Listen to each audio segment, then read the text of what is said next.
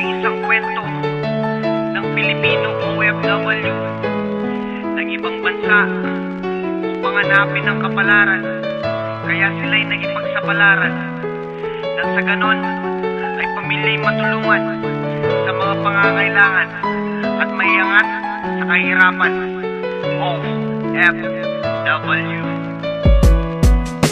Aking mga anak, iiwan ko muna kayo, hindi ko ginusto sa inyo ay malayo. At bilang isang magulang di kayo tinalikuran, ginagawa ko lang ito para sa iyong kinabukasan. Initiis ko ang lahat kahit ako'y nahihirapan. Magpagtapos lamang kayo, yun lang aking kahilingan. Gagawin ko ang lahat hanggang aking makamtan. Magtitiis pa rin ako kahit bigo sa kapalaran. Dumating ang panahon, labis ako na nasaktan. Halos di ko makakaya ng aking nabalitaan ng isang aking anak nasangkot sa mga bisyo tulad ng sugal, alak, droga at sigarilyo. Dahil kawawa ang magulang nandun sa ibang bansa, ginagawa niya ang lahat, initiis niyang mag-isa. At habang maaga pa, kung pwede lang magbago ka, tanging hiling niya lang naman mapagtapos ka lamang niya. Kahit na malayo, di ako susuko para sa inyo ito.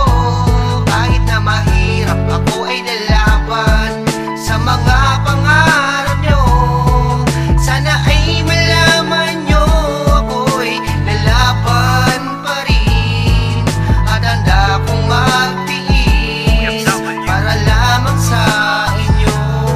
Marami sa mga magulang na nangingibang bansa, tanging karamay ang lungkot, tinitiis pa rin nila upang pamilya iangat sa kahirapan ay iangon. Kahit na nahihirapan, pinipilit pang bumangon para lang ay magkapera, magdamag na kumakayo. Tinitiis din ng lahat upang pamilya itaguyod. Di lahat ng nasa abroad ay mayaman na sila, nandun sila ay nagdudusa, sinugal buhay nila upang pamilya'y matulungan sa kahirapan. Iangat ginagawa nila lahat, ibinigay nilang sapat dugo at pawis niya.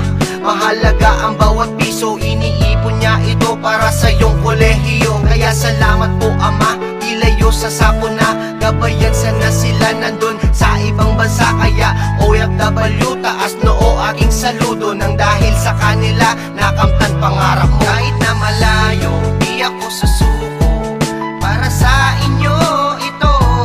Kahit na mahirap, ako ay lalaban sa mga pangarap nyo. Sana ay malaman nyo, ako'y lalaban pa rin. At handa kong magtiis para lamang sa inyo. Yeah, this is Koke TV. Saludo po ako sa mga Pilipino OFW. Saludo po ako sa inyo. Mag-ingat po kayo palagi. Mahal na mahal po namin kayo.